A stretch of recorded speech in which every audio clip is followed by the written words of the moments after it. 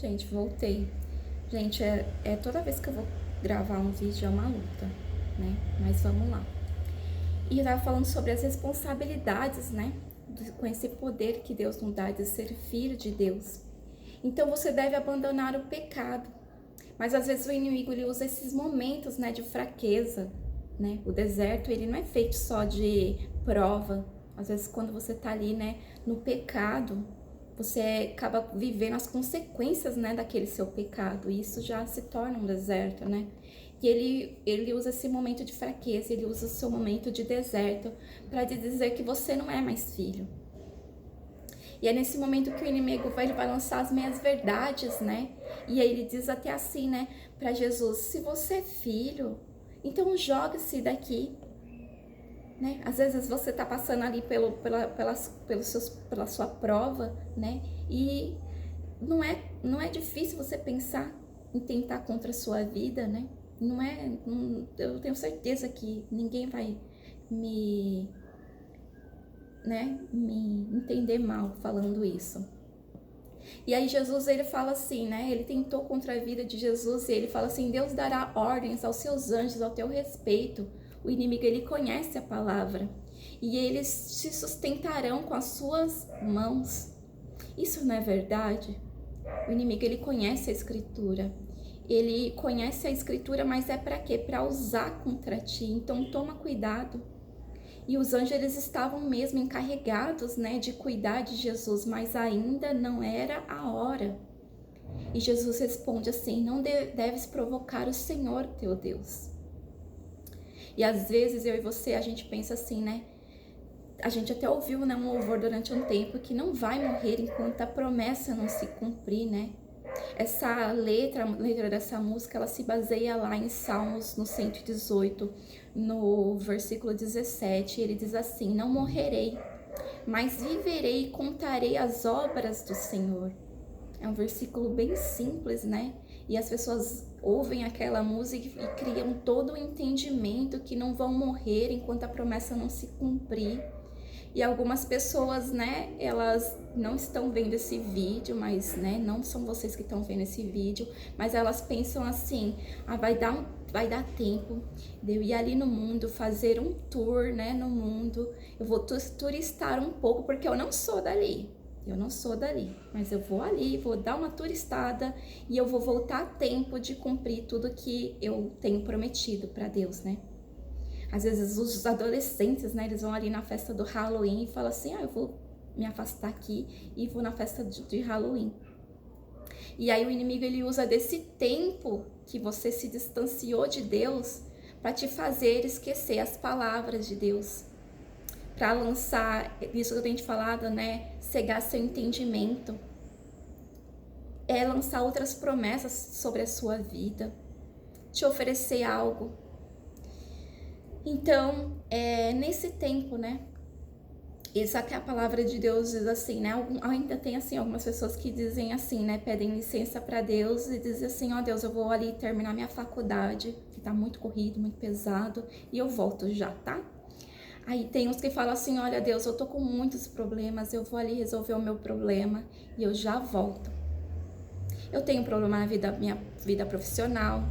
Você pode ter problemas na sua vida conjugal, na sua vida familiar, na sua vida financeira. Aí você vai resolver tudo isso para voltar para Jesus, né? Só que sempre vai ter um problema. Quem trabalha sabe que é assim, né? As pessoas que têm a vida profissional ali, elas sabem que sempre vai ter um problema. Todo dia você chega, vai ter um problema para resolver. E esse problema, às vezes ele vai te afastar de Deus, né? O inimigo, ele vai sempre encontrar algum problema que te afaste de Deus. Ele pode colocar uma depressão na sua vida, né? Ele pode colocar uma ansiedade. Não que toda depressão e ansiedade seja coisa do inimigo, tá bom, gente? Mas são coisas que são feitas, né? Essa pressa que a gente tem não leva a uma ansiedade, essa pressa de conquistar algo antes do tempo não leva a uma ansiedade. Quando você tá ali triste porque você achou que as coisas que você tem não é bom, não leva a uma depressão, uma tristeza, começa com uma tristeza, depois leva pra depressão. Então isso pode te afastar de Deus, né? E o inimigo, ele vai usar isso para te afastar de Deus. a palavra de Deus diz assim, né? Que eis que venho sem demora. Eis que venho sem demora, guarda o que tens, para que ninguém tome a tua coroa. Isso é uma outra meia-verdade, né? Que é dita também, que eu queria falar com vocês a respeito disso, mesmo que o vídeo fique longo, né? E diz assim, as pessoas costumam utilizar assim, né? Quando fazem as coisas erradas, né? E pecam, cometem um pecado, assim, consciente, eles dizem assim, a carne é fraca. E isso é uma meia palavra, é uma palavra que foi dita, foi tirada de um contexto, e o inimigo, ele faz com que você use essa palavra para justificar os seus erros. E essa palavra, ela tem um contexto muito bonito, que foi quando Jesus estava ali no Getsêmani, sabe? Enquanto Jesus, ele orava, ele pedia para Deus passar dele aquele cálice, né? Ele fala, Deus, se possível, passa de mim esse cálice, porque ele sabia o que ia acontecer com ele. E aí, quando Jesus, ele ora, ele diz essa palavra, e a palavra completa diz assim, orai e vigiai, porque o espírito está pronto, mas a carne é fraca. O versículo completo diz isso. Ele diz para você orar e vigiar, e não que a sua carne é fraca, que você se torna forte. E a palavra diz assim, né? Vigiem e orem para que não caiam em tentação. O espírito está pronto, mas a carne é fraca, né? Tá ali no Mateus 26, 41. É um martírio para mim ouvir as pessoas usarem essa palavra para cometerem um pecado de forma consciente. Por falta de entendimento, o inimigo cega seu entendimento. Por último, né, para terminar, vamos lá, o inimigo, ele vai tentar oferecer algo em troca de adoração.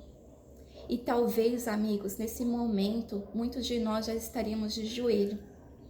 Eu sinto dizer que talvez até eu estaria de joelho depois de tanta aprovação. Mas Jesus, ele nunca trairia seu Pai. Mas eu e vocês, né, nós somos meros mortais, como nós vamos suportar? Jesus, ele era poderoso, né? Jesus em terra, ele era como eu e você. E tudo que ele fazia para deixar, ele dizia que a gente podia fazer também, né? Ele deixava como exemplo, ele veio para dar exemplo para nós. E ele em terra, ele tinha as mesmas armas que o seu pai tinha te dado. E ele usava a palavra para dar resposta. E quantas vezes eu e você ficamos gastando a nossa saliva respondendo às pessoas, dizendo que nós somos santos, que nós somos justos, que nós somos isso, que por que tem que fazer isso, por que tem que fazer aquilo. A gente usa a palavra para responder. Aí às vezes a gente usa a palavra e fala, nossa, tá ficando religioso, né? Contra a palavra, gente, não tem argumento, a não ser que pegue a palavra e tire ali do contexto. Mas eu sei que vocês não vão fazer isso, né? Às vezes a gente entra em discussão, né? Quantas pessoas têm entrado em discussão na internet ali, né? Usa a palavra de Deus para responder só. Deixa que a palavra de Deus responde a respeito do que te acusaram, a respeito do que estão falando contra ti, a respeito o Espírito Santo, né? Estava com ele. E aí eu pergunto para você, ele não está comigo e com você? Quando a gente aceita Jesus, não é que é Espírito Santo? Quando Jesus, ele falou que ele ia subir, porque se ele não subisse, o Espírito Santo não vinha. O Espírito Santo está comigo e com você. Não abata o Espírito Santo. Às vezes, sabe, falando sobre palavras, a gente às vezes usa as palavras ruins, né, contra as pessoas, e aquilo abate o Espírito Santo. Às vezes a gente passa por processos que o Espírito Santo pode gritar e a gente não tá escutando. Ele tá gritando ali dentro né? Ele é educado, ele não grita, mas ele poderia gritar que a gente não entenderia o que a gente tem feito de errado. E o Espírito Santo estava com Jesus e as outras armas, jejum e oração. Jesus estava 40 dias em jejum e oração. Quantas vezes Jesus, ele deixou os discípulos, né, e foi para algum lugar orar. Então, antigamente, né, sobre oração, antigamente no Antigo Testamento, para falar com Deus, as pessoas tinham que ir até o sacerdote apresentava oferta, eles apresentavam oferta para poder falar com Deus, né? O sacerdote que falava com Deus, a seu respeito. Mas aí, quando o véu do templo se rasgou, né? Deus, ele deu livre acesso para que eu e você pudesse falar com Deus. A partir de então, a gente passou a poder fazer as nossas orações, poder falar com Deus, a gente passou a ter livre acesso. E através dessa sua oração, ele te ouve. E aí, para terminar, gente, para terminar mesmo, Jesus, ele termina com um versículo, né, que diz assim: adore o Senhor, seu Deus, e sirva somente a Ele. Ele termina assim. E aí eu quero perguntar para você, a quem você tem servido? É a Deus? A quem você tem adorado? Somente a Deus? Ou é a Deus e mais, né? Aquela coisa da metade Deus e mais. Eu adoro a Deus, mas eu adoro dinheiro. E aí, Jesus, ele termina, né? E aí eu falo, se você tem adorado a Deus, então cadê os seus frutos? Quais são os frutos do Espírito? Porque se você adora a Deus, você dá frutos. E o fruto do Espírito é o quê? Gálatas 5:22.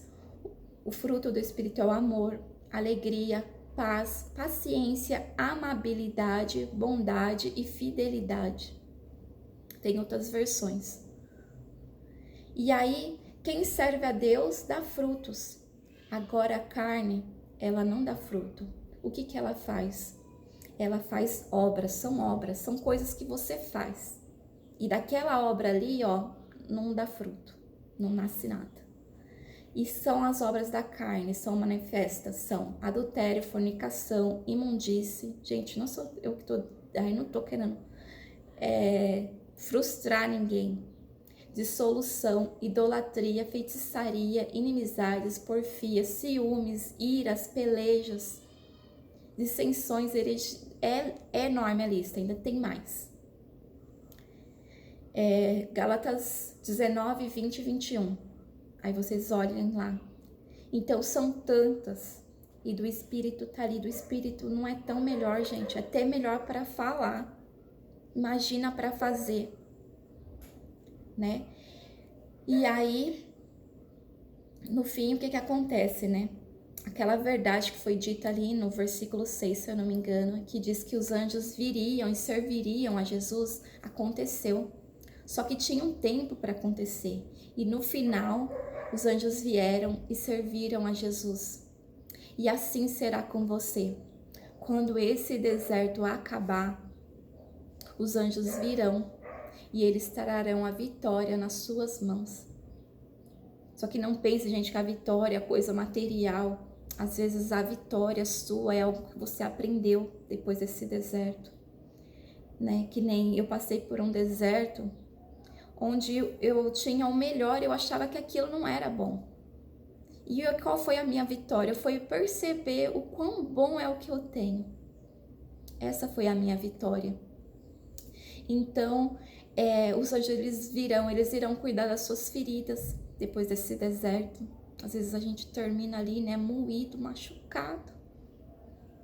Se você ora, se você jejua, você termina menos. Você aprende algo mais. Gente, sem jejum e sem oração, você termina moído. E eles vão te sarar. E às vezes você passa pela prova e você pensa assim, Deus, eu passei por essa prova, né? Como Jó, né? Quando ele passou pela prova e no final Jó não tinha nada. Não tinha filhos, não tinha esposa, não tinha nada. Até os amigos dele, né, tinham ido contra ele. E aí Deus restituiu tudo que Jó tinha. Então não é impossível que Deus restitua. Só que eu tenho algo para te dizer. Jesus, ele tem algo novo para você. Depois dessa prova, Deus tem algo novo. os filhos de Jó que voltaram, Jó teve novos filhos, acredito que teve novos amigos, teve uma nova esposa, né? Mas aquilo passado Jó não teve mais. Então, pode ser que Deus transforme aquilo que você tem, mas será algo novo. Depois disso, né, foi quando Jesus ele começou o seu ministério, né? Outras passagens diz que Jesus começou a pregar. E é isso que eu te desejo depois dessa prova, que você tenha um novo começo. Fiquem com Deus e até a próxima.